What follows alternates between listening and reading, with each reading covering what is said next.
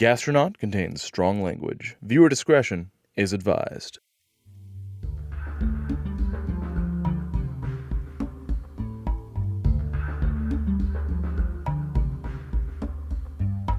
Next time you're on Earth, take a trip up the battered pavement of Highway 287, past the New York floodplain and the sunken skyline. Try to ignore the flow of traffic towards Utica, though the promise of that new city is admittedly hard to resist. Our destination, instead, is a location that sees human foot traffic perhaps once a month. A great sprawling catacomb of containers, charging stations, and noise. Welcome to Kenneman's Grocery. It's exactly as you might have pictured when you order produce online, but expanded to a scale that the human skull can't hold with any kind of resolution. Here, a person is surrounded by an impossible quantity of comestibles, but isolated from anything the senses would register as food. Absent is the hissing of pans, the wafting scent of spices, the murmur and shout of staff. Kenneman's Grocery is dark, loud, the hum of electricity, the constant drone and crash of its mechanized workforce. Great automated trucks thunder past on airless tires, their cargo bays stocked by man-sized quadcopters. Nothing here is still. Anything that could have a smell is sealed in pressurized boxes, or wrapped in great swaths of plastic, like the meal of a spider. Commerce occurs silently and instantly. Everything here has already been purchased, though the customer may not yet realize it. I'm here on my hands and knees, flashlight stabbing at the gloom between boxes, trying to find something ubiquitous. In a few moments, with the assistance of a Kenneman's technician, I'm staring at a self-refrigerating container of microwavable dinners. I convince the technician to crack open the container to get me a look inside at the contents. My journalistic credentials may be dead, but with social legerdemain and bald-faced lying, I can work some genial necromancy. In my hands, I hold the classic meals of lonely hearts and budget chefs, swaddled in colored wrapping, bearing optimistic interpretations of their contents. Steak and baked potato with chocolate pudding, rabbit ragout with finger eclairs, frost crusts, everything, squealing under the slight pressure of my fingertips. We get shipments continuously, my companion starts, attempting to ease the awkwardness of my silent rummaging. Typically, the network identifies demand through the app and allocates production. I can't find what I'm looking for. If every item here is connected to demand, whether current or predicted, where is the rush of fairy wraps, of pop dumplings? Where is all the Lestrade cuisine? Oh, he responds, they aren't here. His fingers are busy at his tablet for a moment, patting gently at a scuffed screen. He leads me past the aisles rack and across a thoroughfare. He even extends an arm to prevent me from becoming a thin smear beneath the wheels of an automated loader vehicle the size of a bus. It's so large that it wouldn't even be slowed by my body. We arrive at a series of racks, stretching to either side of where we stand, each piled high with identical refrigerated containers, all marked with the image of a grinning white cartoon ferret, adorning a vibrant magenta background. The technician sniffs to himself, working a well-manicured fingernail against the bridge of his nose. The Stroud shit is so popular right now, the network assigned an entire wing of the warehouse. Demand is crazy high. Crazy is right. The scale before me is monolithic, offering that out-of-body experience that comes with the realization of being so minuscule. But I will say, it's the perfect explanation for today's episode. I'm Oscar Yasui, formerly a professional food critic, currently an independent food journalist, and you're listening to Gastronaut. Let's talk about authenticity. Obviously, we want our food to taste good, but we also want it to look good, smell good, and feel good in the mouth. Authenticity. It's the spice of our time. It's the new vanilla bean, the saffron oil of this contemporary age of exploration. With the rail system expanding ever forward, uniting our core worlds with those colonies, those worthy exiles we hurled out so long ago, dozens of new ecologies are open to us. Well, theoretically open to us. We are talking about distances incomprehensible to the human mind, distances that no amount of metaphors or thought experiments can possibly shrink. Diners have embarked on a quest for meals that are culturally, contextually, and flavorfully accurate, Chefs and restaurants alike are happy to feed this growing hunger, both on the grounds of personal pride, as well as an excuse to massage prices ever upwards. Can't get real authenticity on the cheap, after all. Now, before we get into the weeds on this subject, I do have to clarify that this isn't going to be a discussion about machine-produced foods versus what some have taken to calling artisanal cuisine. I am not going to devote any time at all to this topic, and I'm not sorry for that in the slightest. I will say our modern food industry is impossibly entangled with machinery, and has been for so long as to make the line between chef and tool almost academic. Is your meal rendered inauthentic by a stand mixer? Is a computer-generated recipe less tasty? Does a prosthetic arm invalidate the hours of work a chef may invest into a meal? Enough, please. I feel like we do this every 2 years. If you want a real example of inauthentic, then by all means, travel down to a Nostalgia Air Sensuality boutique and pay upwards of 60 credits for the pleasure of smelling your own first birthday party or whatever it is they do there. Let's get this podcast back on track. The question isn't what made your meal tonight, but who. Who owns the plate? Who owns the meal? It's easy to understand all the packaging that makes a person grab a product or a flashy sign over a door. Food may be commercialized, but even an alienated meal remains a great pillar of culture, the footprint and even soul of a people. For this and future episodes, let's be bold and call what we're working on here a season. I intend to follow a set of cultural footprints out into the stars. You see, when Mr. Ungerson and I were eating at Cloudberry that fateful evening, he and I chose bowls of pho for our meals. Yet Cloudberry, too, featured their own spin on those pillars of Lestrade cooking, the fairy wrap and the pop dumpling.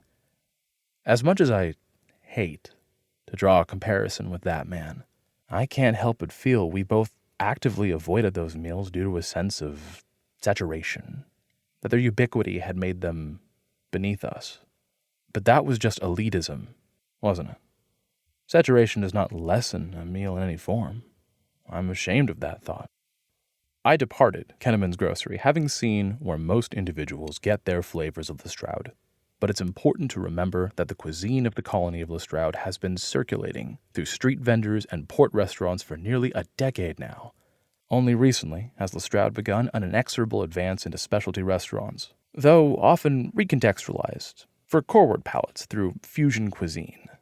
Likewise, the sudden rush of prepackaged Lestrade-inspired meal kits represents the lumbering reflexes of food giants such as Kenneman's finally catching on to public demand. The scale of production on display might be vast, but please picture these mass-market products as a tidal wave.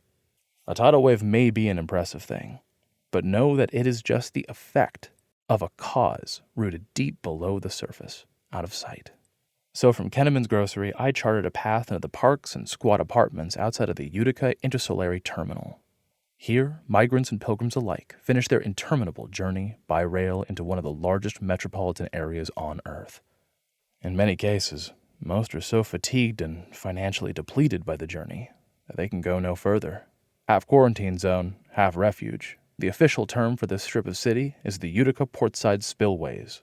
With its great false stone claddings and rusty palette, the locals simply call it the Bricks.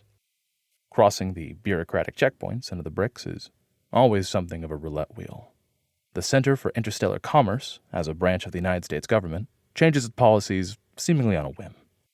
At various periods of my career, I have entered freely, required 3 separate proofs of identification, required that much and a $100 bribe, or simply have found the gate barred and the teller screen dark.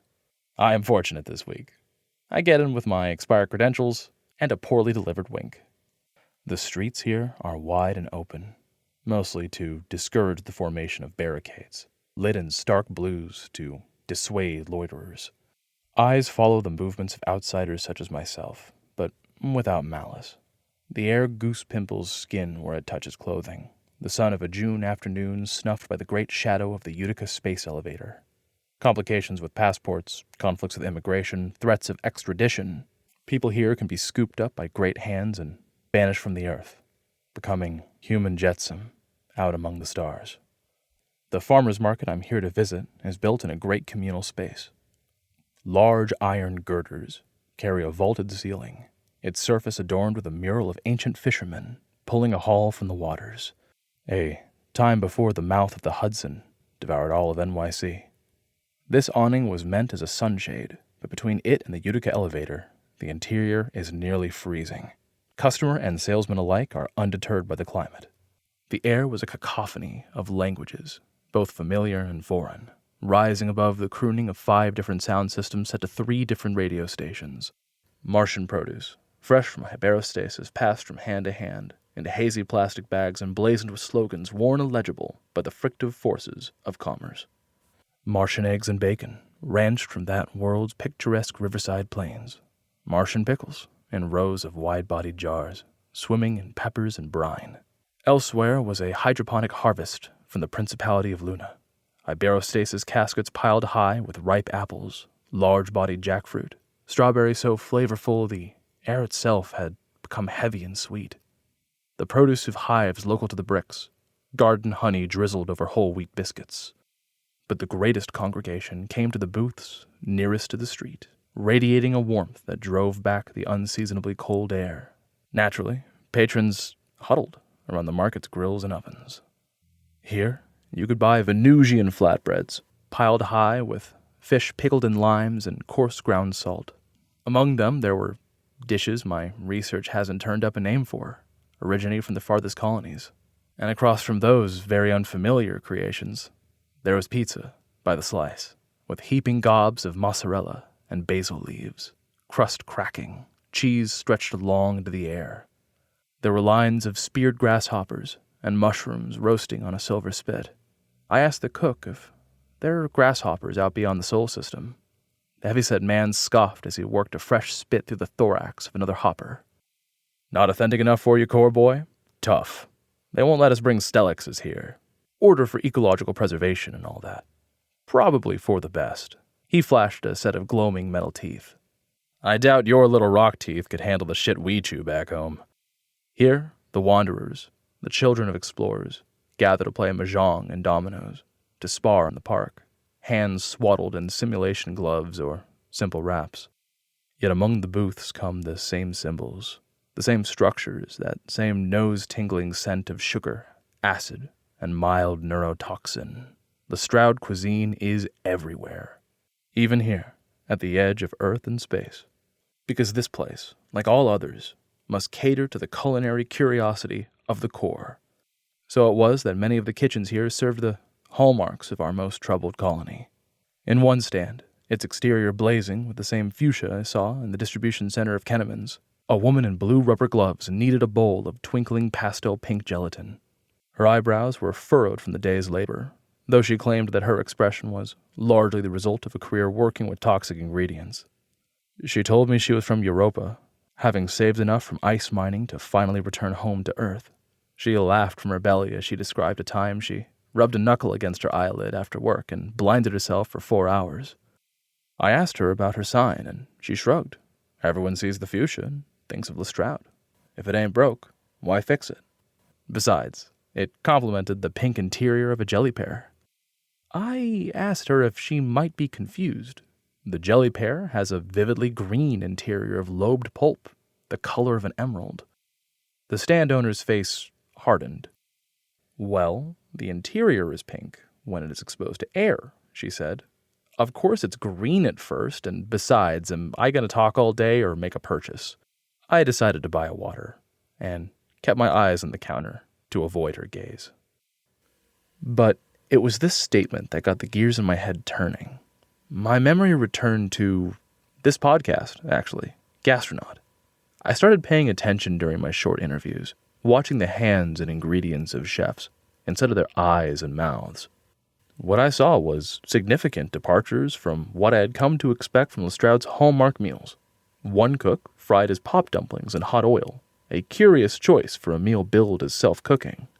Another cook blended a strawberry-banana mix, splashing in red food coloring. In stall after stall, I never saw the bright orange skin of a savor flame mushroom. When I questioned an older man with a missing ear and a sparkling smile, he laughed in my face. Those little bastards are explosive, he said. I'm not letting those things within 10 feet of my hands. I might lose a damn finger. Losing my patience, I asked him how he could claim to serve authentic pop dumplings without savor flames. He wiped a finger across his nose and shrugged. Don't need no savor flames when I've got jerk and pepper. Besides, he claimed his place was a fusion restaurant. He was born in Goldenrod, Mars, not Lestrade. My day proceeded that way until I had visited every stall in the public forum of the bricks. Here, on that faint line drawn between Earth and space, I could find nothing but fusion cuisine. Substitutes intended to keep risks low for independent eateries. Almost everyone here had been born off-world, but no matter how hard I tried, I couldn't find a single person from Lestrade. I collapsed on a park bench just outside the market, the sun having entered that narrow strip of sky between the rooftops and the great pillar of the space elevator, its glare softened by a film of cirrus cloud and pollution. My notes. They did not offer any pathway forward. My baby blue Chorus 12S carried interviews with individuals who knew as much about Lestrade cuisine as anyone, which is to say that it was alien and in demand. Even with all my experience and connections as a food critic, without my research team, my editor, my Palladium credentials, I had crumbled at the first wall I'd hit. I sat at that bench hoping that maybe some Lestrade expat would see me, recognize me for my writing, and spirit me away to an undiscovered gem of truly authentic Lestrade cuisine. That probably sounds pathetic, right? Well, let me tell you. I kept that hope until the sun finally dove beneath the apartment complexes around me. I warmed that bench as children ran at the call of their mothers, as vendors packed up their produce, side-eyeing me as a vagrant or plainclothes migration officer. Nobody came. I cupped my hands to my mouth, tried to warm up. I had done research before, back when I was an independent blogger, but only local, accessible places. I was liked for my personality and wit, not my talents as a culinary bloodhound. There was no recorded Lestrade restaurant here, and my leads were drying up. I thought about screaming, but I didn't. Instead an idea stuck in my head. I might have left Palladium, but my research team certainly hadn't. That young group of 20-somethings, each hoping for their own career in writing, why, they were still in the trenches, baggy eyes staring at article after article of food trivia. Hands shaking, half from the frigid air of the bricks and half from excitement. I scrolled through my phone's contacts. There she was. I had saved her as Girl with the Sad Eyes. The misspellings indicated I must have been drunk when I did. I dialed her up immediately. She picked up after 4 rings. When her voice came back through the speaker, it was heavy with sleep. "Hello?" she asked. A second feminine voice grumbled something lightly behind her. Fabric rustled with a rolling body. I told her who I was. "Mr. Yasui, great to hear from you. How have you been?" Even through the sleep, I could hear her nerves. I asked her if she had any record or knowledge of an authentic Lestrade restaurant in the area. Mr. Yasui, sir, I would love to help you, but I'm sorry, didn't you lose your job? Or leave your job, I meant to say. Sorry. She swallowed hard, continuing. Well, since you aren't with Palladium, I can't really help you. And I want to help you, of course, but, well, we just had this meeting online today about security and sources, and, well, I have a good job at Palladium. I rubbed the bridge of my nose between my finger and thumb. A good job. What a joke. Basically, she was an intern. A glorified intern. They were taking advantage of her. The girl with sad eyes would be lucky if she was salaried in 8 years. I decided to change tactics. I asked her how her writing project was going. The one she told me about at some point, when we met in the office together. There was always a writing project among the intern staff. She filled in the blanks for me rather enthusiastically. My stomach began to twist. "Mr. Yasui, I'm so glad you remembered." Well, I sort of remembered. Was it fiction or nonfiction? Fantasy? Romance? I remember it was very rough. That counts as remembering. Or, I thought it did, at the time. I asked her if she wanted me to give her a bit of publishing advice. I may or may not have offered to punch up some sections of her work. Her response was nonverbal, but enthusiastic enough to pique the cheap microphone of her communicator. I could hear the woman in bed beside her complaining. I made sure to remind her that I would have a lot more free time after I finished the project I was working on. We could meet in person, perhaps exchange notes. Yes, of course, that would be excellent. Let me get some information for you. But just to check, this is going to be a personal project? You won't be posting this anywhere public or trying to get it published? Am I right about that? I made a bear-like grunt. She took it as a yes. After 20 minutes of appreciation, she finally furnished me with a promise. Tomorrow she'd have a lead for me. It would have to be enough. We exchanged a few more pleasantries, and I got the call, eager to be out of the cold. I returned to my hotel room outside the bricks, spent but hopeful. That evening, I stood on the balcony, the winds of the new coastline tossing the colonial flags on the wall that encircled the migrant quarter. I barely slept that night. My brain felt like it was full of silver threads, pulling me from my dreams and dragging me into the sky like some awful marionette. The next day, I returned to the bricks, led by an update on my tablet from the sad-eyed girl, pointing me towards an address across town from the common area. In addition to my Chorus 12S, I carry a twin Peregrine, all black frame, no stickers or decals. It connects me to email, the buffer, news. It functions as a journal or a phone. It's okay. It has a scratch on its screen from the tines of a salad fork, which makes it hard to read sometimes. I've been meaning to invest in a twin Hawk. A Hawk is a larger screen, which is good because web pages sometimes get a little scrunched in my Peregrine. If I got a Hawk, I'd get it in navy blue. Yeah, that'd be really very nice, actually. Twin Hawks. They can do 3-dimensional display at 8K, Really, really great tablet. I arrived at a 10-story apartment. Its brick cladding was cracked wide in spots, with enough of a gap to stick my arm through and feel the concrete beneath. At the door, I slid my ID into a slot, withdrawing it at the sound of a single digital chirp. Sad-eyed girl had done more than the bare minimum, and had told the tenant I had come to visit to expect me. The door unlocked. A speaker blared the voice of a woman, vocal cords ever so slightly touched by a smoking habit. Oscar Yasui? A timer beeped continuously as she spoke, backed by a hissing pan. I was told to expect you. Let me just say that it is so great to hear from you. I'm making dinner right now, but you can find me at Unit I-21. It's at the left from the stairs. That's I as in indigo. The elevator's out. Sorry. I told her I'd be up in a moment, and she disconnected. I recited the alphabet, ticking off my fingers as I did so. I stopped at my extended pinky finger. 9 floors.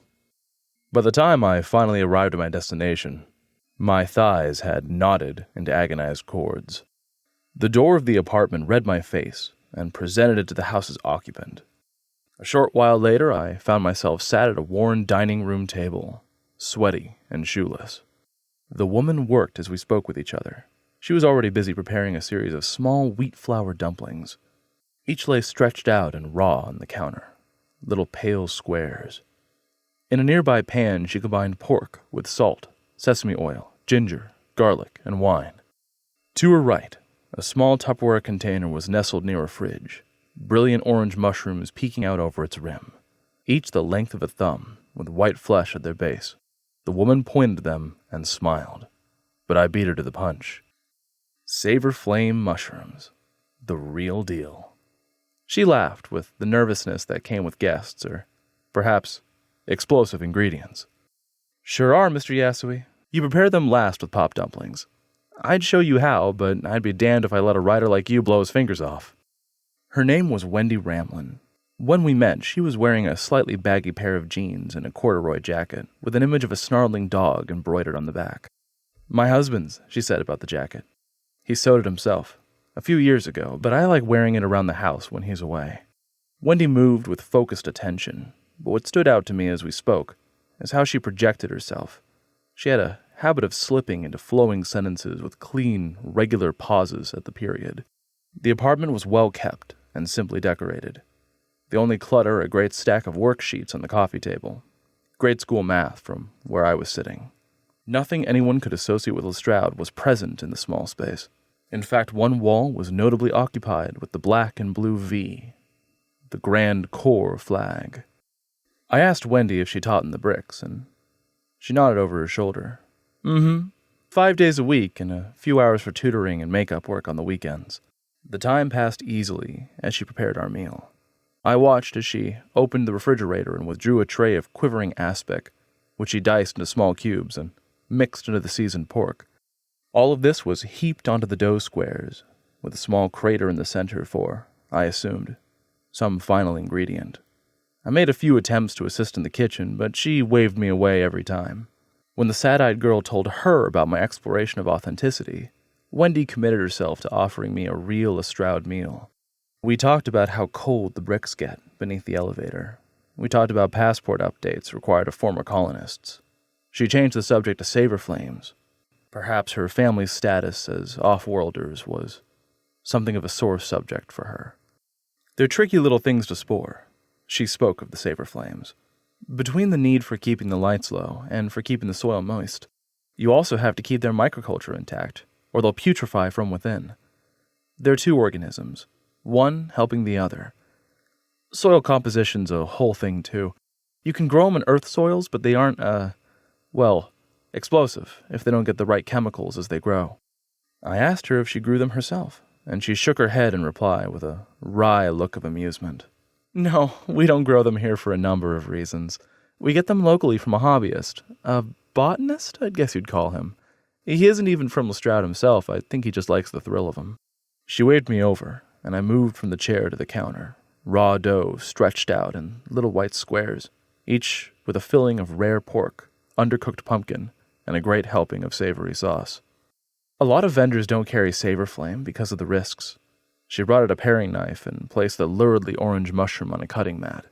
She spoke easily, though a line of deep concentration began to form across her brow, and the very start of crow's feet appeared near her eyes. "Sure, saber flames are explosive, that's sort of the thrill of them. But realistically, there is a lot of legality involved in serving a dish that comes out undercooked. Score the mushrooms too enthusiastically, and they will burst. But hesitate, and everything comes out raw. Ick, right?" She scored each mushroom along with their caps, carefully measuring the depth of each knife stroke.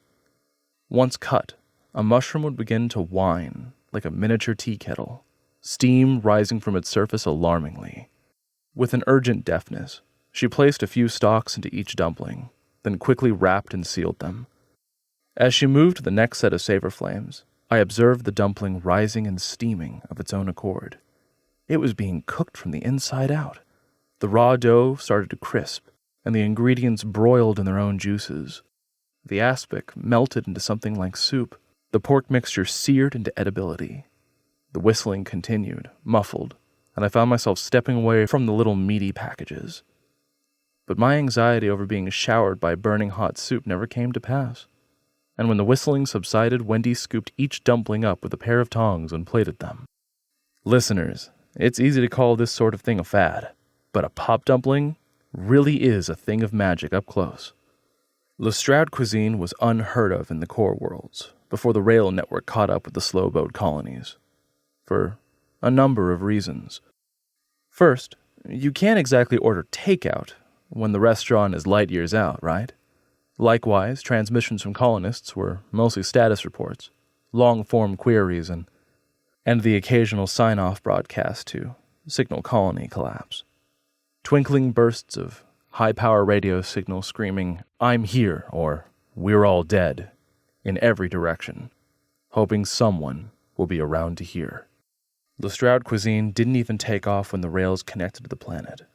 Recontact was all about aid shipments, census and prospecting work, dignitary exchanges, lots of legitimately fascinating history as we reconnected with our distant relatives.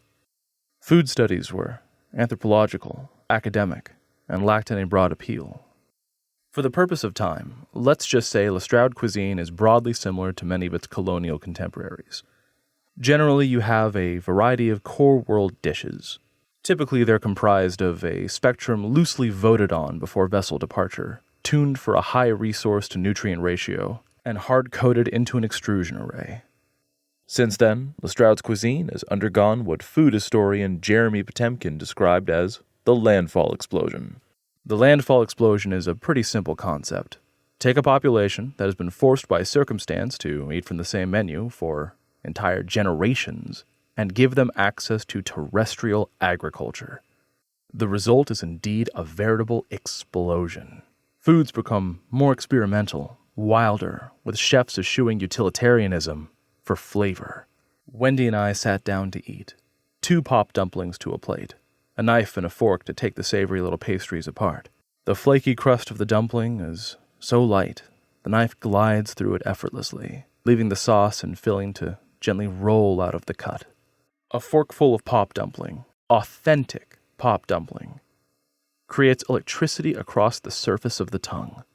The ginger and garlic combines to elevate the salty bites of pork, the flavor of the molten aspic. It all creates something mouth-watering. And yet, all of this is served at tongue-searingly high temperatures. The heat of the savor flame's chemical process lingers in the dumpling, making it, frankly, a bit of a hazard to eat. The savor flame mushroom itself is bizarre. Once they catalyze, the mushrooms are rubbery and unpleasant to the tooth, sulfurous and bitter on the tongue. Across the table, I was shocked to see my host scraping the mushrooms from the dumpling with her fork. She left them to the side of her plate, uneaten and unwanted. "They're an acquired taste," she said. "A taste I've never been, really able to acquire. My husband likes them, but my kids can't stand them." I asked her if this is how colonists on Lestrade enjoy their pop dumplings. She stared for a moment, her cheeks turning a bit red. I made a conscious effort to avoid asking if she had made some kind of mistake with the recipe. "People on Lestrade don't really eat pop dumplings, Mr. Yasui." I stared at her and felt angry and a bit foolish. She continued as I remained silent. "Pop dumplings are a party trick these days." She peered at the wizened body of a spent savor flame on the plate. "And when people from Lestrade did eat them, they usually had good reason. Food shortages forced people to consider exploding mushrooms. Energy shortages made them convenient for cooking. If very odd. This is all secondhand, you have to understand. I'm not from Lestrade. I'm from Veldia. My parents were colonists." It felt as if I'd been kicked in the chest. For a few moments, we pushed the food around on our plates. Wendy was perceptive enough to feel the temperature in the room change. I asked her, after a moment, about the recipe. They adapted it for Earth products, then Earth tastes. A lot of the wildlife on Lestrade isn't exported. There just isn't any demand yet. So the ingredients are localized, and after the long rail trip, most of what was smuggled through was things that took too much work to eat conveniently. Jelly pear, a neurotoxic fruit. Savor flame mushrooms, tiny chemical grenades. My feelings of anger began to fade. I asked her why, in her own opinion, these dishes became popular in the first place. She smiled, standing with her half-eaten plate, moving to the kitchen to wrap it as leftovers. "I mean, it was fun, right? Seeing the mushroom cook a whole dumpling. I hear fairy wraps make your tongue tingle, too. People want an everyday Lestrade stew like they want another massacre or bombing report." I thought for a moment about my meal with Mr. Ungerson, the light I made of Lestrade's current troubles. I'm still thinking about those jokes even now, listeners. I just can't seem to shake their memory. We talked for a bit after that, and she produced a copy of The Lion of Callao Bay so slickly I Can't imagine she didn't rehearse the gesture. I gave her my signature and we said our goodbyes. Fun. All this search for authenticity, all this effort, and it really is just a value added. Fairy wraps, pop dumplings, they're just fun. This whole evening, this thought's been buzzing around my head as I compiled my notes and as I assembled this podcast. Listeners, consider this. The assertion that there is no demand for a Lestrade stew. These foods, these little commodities of Lestrade, aren't indicative of their cuisine at all. What do we fail to see behind the glitz and the hype? If what Wendy Ramlin said was true, then that leaves an entire planetary history of cuisine out there, waiting to be discovered. Well, discovered isn't the word, not at all, considering the colonists of Lestrade put these recipes together themselves. But it is my belief that the core remains ignorant of a wealth of culinary techniques, ingredients, and stories in our distant daughter colony. We do a great disservice to the colonists of Lestrade by reducing their fare, the meals they created while surviving an alien world, to these little fads. Pop dumplings and fairy wraps, they've taken over public consciousness so thoroughly. But listeners, a Lestrade stew is still just as valuable. As I upload this episode of Gastronaut to the buffer, I hold in my hand, well, I have the file uploaded to my twin in Peregrine. I bought a ticket to ride the extrasolar rail network, one of the longest rides anyone can make in our age. I'm heading for Lestrade to see what they have in store, in person. And I'd be happy for all of you to join me. I'm Oscar Yasui, former licensed food critic for Palladium, current food journalist for the independent podcast Gastronaut. Thank you very much for listening. Hi everyone, thanks for listening to Gastronaut. The episode you just heard was written, voice acted, and audio edited by my fiancé Aaron, and the script was edited by me, Erika. If you enjoyed listening, consider donating at patreon.com/Aaron Kling. That's AARONKLING. For a few dollars a month, you can get early access to new episodes and the chance to submit questions for Patreon-exclusive mailbag episodes. We love making the podcast, and we want to keep doing it. See you on the rails.